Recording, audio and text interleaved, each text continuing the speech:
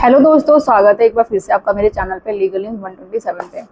दोस्तों, आज की वीडियो बहुत ज़्यादा इंपॉर्टेंट होने वाली है। इस वीडियो में आपसे मैं बात करूंगी कि बहुत सारे ऐसे मेरे सब्सक्राइबर होते हैं। वैसे तो मैंने वीडियो टॉपिक बहुत बार बनाई है, लाइक सेक्शन 9 जिसे हम कहते हैं कि जब भी पति पत्नी में डिस्प्यूट होता है, सेक्शन 9 का केस क्यों किया जाता है, जिसे हम RCR कहते हैं, लाइक दोबारा घर बसाने के लिए।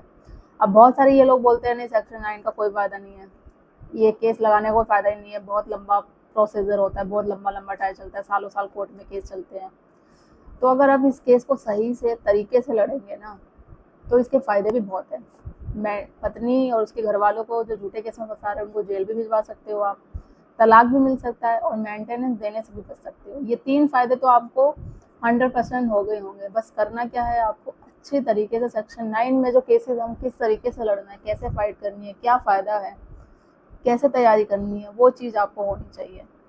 तो इस वीडियो में इसी टॉपिक पे बात करूंगी, बताऊंगी आपके सेक्शन 9 के कैसे आप टाइम कंज्यूम कर सकते हैं, कैसे आप अच्छे से तरीके से केस में लड़ सकते हैं आप। तो वीडियो पे मेरे चैनल पे आप नए जुड़े हैं तो चैनल को लाइक करना, शेयर करना, सब्सक्राइब करना बिल्कुल मत भूलिए। साथ ही बेल आइकन दबा दीजिए ताकि आपको टाइम टाइम पे मेरी वीडियो की नोटिफिकेशन मिलती रहे। तो बहुत सारे लोग हैं जो मेरी वीडियो देख रहे होंगे, बोले होंगे सेक्शन 9 का कोई फ़ायदा नहीं, आता भी है, यूजलेस बोलते हैं सेक्शन 9 को, कोई नहीं है, इससे कोई फ़ायदा नहीं मिलता, बस टाइम ही चलता रहता है और कोई बेनिफिट नहीं होता। तो देखो, अगर आप इसको सही तरीके से लड़ेंगे तो फ़ायदा भी बहुत है। अब पहले हम समझते हैं सेक्शन 9 होता क्या है। जिन लोगों को नहीं पता होगा, जो फर्स्ट टाइम मेरी वीडियो देख रहे हो, सेक्शन 9 चाहे वो हस्बैंड हो या वाइफ, कोई भी केस करते हैं। जब पति तलाक देना नहीं चाहता, अपनी पत्नी को वापस बुलाना चाहता है, तो सेक्शन 9 कर सकता है। या पत्नी वापस अपने ससुराल जाना चाहती है, उसको रियलाइज़ हो गया उसने गलती करी है कोई ना कोई, वापस जाना चाहती है, पति नहीं बुलाना चाहता, तो वो सेक्शन 9 का केस करके अपने ससुराल में जा सकती है। सेक्शन 9 का केस किया जाता है, एक टाइम पीरियड दिया जाता है, पत्नी को बोला जाएगा अगर पति केस करता है कि आप वापस जाओ, इतने टाइम पीरियड में 2 या 3 महीने का जो भी नोटिस दिया जाएगा, या हो सकता है तो उसी वक्त भी कोर्ट से भेज दिया जाएगा। तो आपको वापस घर जाना है, ससुराल जाना है, आपको घर बसाना है, ठीक है। और सेक्शन 9 का जो भी केस करता है ना, कोर्ट हमेशा उसी के फेवर में फैसला सुनाता है और उसी के फेवर में ही लास्ट में डिसीजन आता है। क्यों? क्योंकि कोर्ट भी यही देता है, कोर्ट का मकसद हमेशा यही होता है कि घर ना टूटे, रिश्ता दोबारा बच जाए, रिश्ता हमेशा हस्बैंड वाइफ का बचे, तो यही चाहता है और वो यही देखता है जो सेक्शन 9 का केस कर रहा है उसी के फेवर में केस करना। तो अब जब पत्नी होती है ना, जब मीडिएशन के लिए भेजा जाता है, काउंसलिंग के लिए, तो जब पत्नी मना कर देती है मीडिएशन के लिए, तो वहीं पर क्वेश्चन मार्क आ जाता है।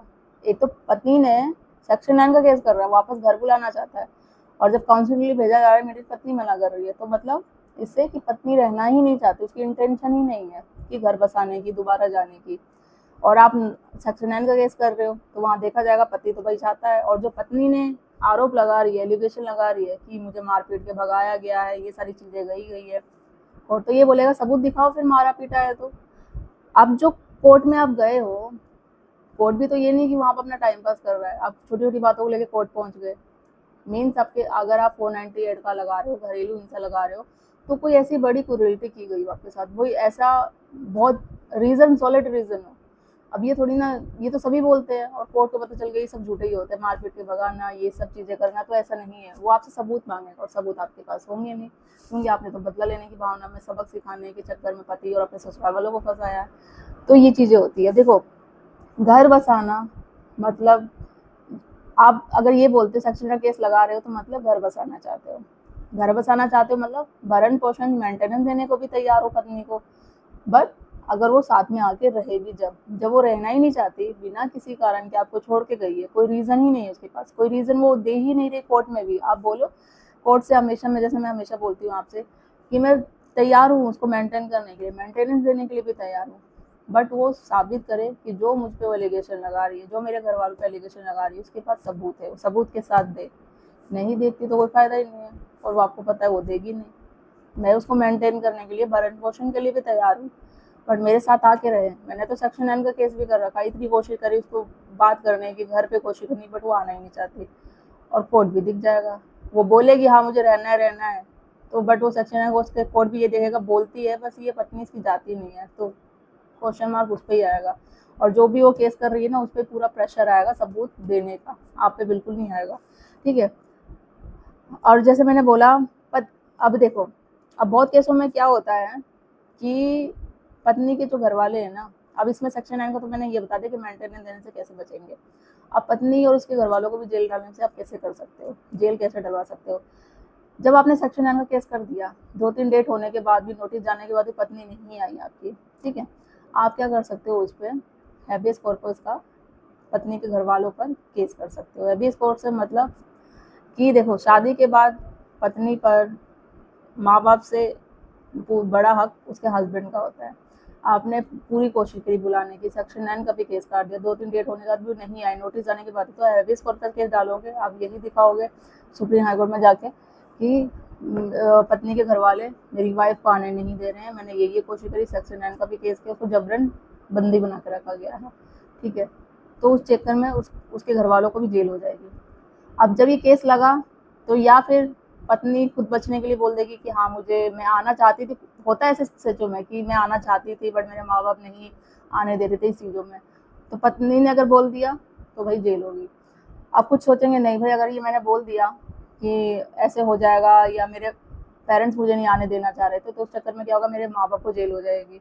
तो वो नहीं बोलेगी, वो यस बोल देगी नहीं मैं अपनी मर्जी से रह रही थी, मुझे वापस ससुराल नहीं जाना है। तो अगर उसने ऐसा बोल दिया तो फिर उसको मेंटेनेंस नहीं दिया जाएगा, क्योंकि उसने खुद एक्सेप्ट कर लिया कि मैं अपनी मर्जी से रह रही हूँ अपने मायके में, मेरे माँ बाप ने मुझे बंदी बना के नहीं रखा या वो जाने से मना नहीं कर रही, मेरी ही मर्जी थी। तो फिर वो मेंटेनेंस देने से बच गया।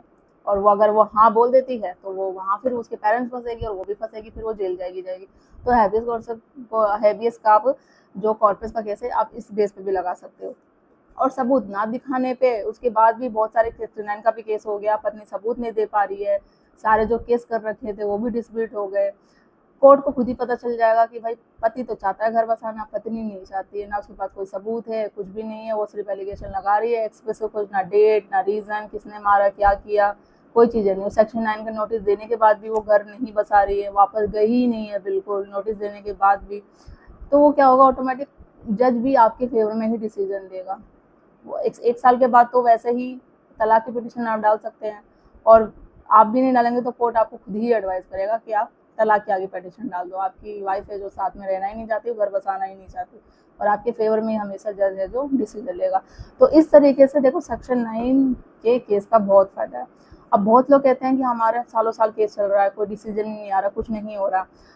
तो मैं यही बोलना चाहूँगी, अगर आपने जो भी एडवोकेट हायर कर रखे हैं तो थोड़ा आप उनको बोलो कि थोड़ा और एक्स्ट्रा नॉलेज ले, थोड़ा और, जैसे कि केस होगी, अब ऐसे जजमेंट भी आ रखे हैं, थोड़ी और डिटेल्स में केस की हिस्ट्री पढ़े, हाई कोर्ट सुप्रीम कोर्ट के जजमेंट आ रखे हैं, नई नई गाइडलाइंस आ रखी है, जितना, और आप भी थोड़ा जितनी आप केस की अपनी हिस्ट्री अच्छे से केस को तैयार करने की कोशिश करें, कुछ ना कुछ कहीं लीक पॉइंट जा रहा होगा, या फिर हो सके जो आपने वकील हायर कर रखे हो वो मैट्रिमोनियम से रिलेटेड हो ही ना, कि जो वैसा वकील आप हायर करो जो मैट्रिमोनियम, जो फैमिली डिस्प्यूट होते हैं वो केस लड़ते हैं। हो सकता है क्रिमिनल आपने हायर कर रखा हो, तो अलग अलग होता है ना लेवल, जिस कैटेगरी में आप केस आपका है उस चीज़ में आप डिफरेंट कैटेगरी के वकील हायर करो तो उससे भी थोड़ा फ़र्क पड़ता है। तो वो चीज़ें हैं, या फिर थोड़ी इतनी नॉलेज नहीं है, या वो जानबूझ के भी होता है, कुछ नहीं करना चाहते हैं क्योंकि केस लंबा चलेगा, ये सारी चीज़ें हैं। तो बहुत रीज़न होते हैं, तो वो रीज़न बस आपको फाइंड आउट करना है। नहीं तो सेक्शन 9 के करने के बहुत फ़ायदे हैं, और किस तरीके से आप अच्छे से अगर इस केस को लड़ते हैं, हिस्ट्री करते हैं, इस सेक्शन धारा का यूज़ करते हैं, तो फ़ायदा होगा ही होगा। तलाक भी मिलेगा, मेंटेनेंस देने की ज़रूरत नहीं पड़ेगी, और हो सके उसके घर वालों को भी जेल जाना पड़ सकता है। तो ये फ़ायदे आपको आई एम डैम श्योर मिलेगा। बट डिपेंड करता है आप पे, आप किस तरीके से केस लड़ते हैं, सेक्शन 9 का किस तरीके से आप यूज़ करते हैं। तो आई होप आपको वीडियो अच्छी लगी होगी, अच्छी लगी तो ज़्यादा ज़्यादा तो शेयर करिए, चैनल को सब्सक्राइब करना बिल्कुल मत भूलिए। जल्दी मिलती है मैं ऐसे इन्फॉर्मेटिव वीडियो के साथ, थैंक यू।